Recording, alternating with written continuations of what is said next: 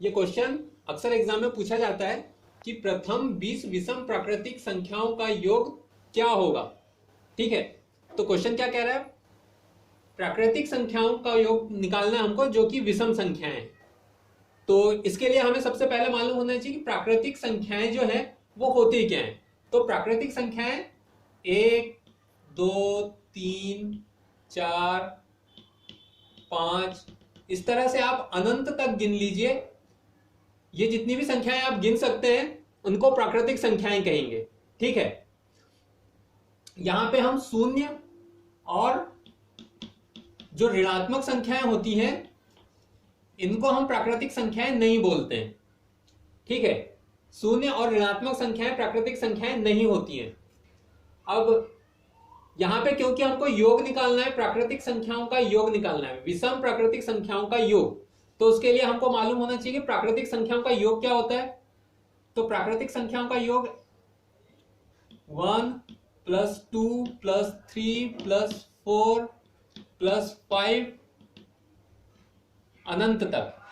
तो ये क्या निकलेगा, इसके लिए एक फॉर्मूला निकलता है n + 1/2। ठीक है, n + 1/2 ये प्राकृतिक संख्याओं का योग है। ठीक है, तो इसके लिए फॉर्मूला ये निकलेगा।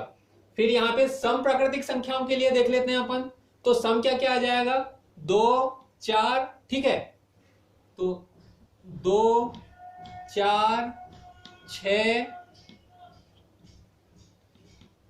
ये क्या है, प्राकृतिक संख्याएं, सम प्राकृतिक संख्याएं। और सम प्राकृतिक संख्याओं का योग क्या होगा, इसके लिए फॉर्मूला क्या होगा, n + 1। इसी प्रकार विषम प्राकृतिक संख्याएं निकाल लेते हैं। तो विषम प्राकृतिक संख्याएं क्या होंगी, 1 + 3 + 5 + 7 से लेकर अनंत तक। ठीक है, तो विषम प्राकृतिक संख्याओं के लिए फॉर्मूला क्या है यहां पे, n²। तो क्वेश्चन ने यही कहा है कि प्रथम 20 विषम प्राकृतिक संख्याओं का हमको योग बताना है। तो प्रथम 20 बोला है, क्योंकि प्रथम 20 बोला है तो ये जो 20 जो है n की वैल्यू है। ठीक है, तो n² कैसे निकलेगा, n² = 20 का स्क्वायर। तो n² जो है ये आ जाएगा 400। ठीक है, तो प्रथम 20 विषम प्राकृतिक संख्याओं का योग 400 आएगा, जो कि ऑप्शन सी में है। तो आपका सी ऑप्शन जो है राइट ऑप्शन है।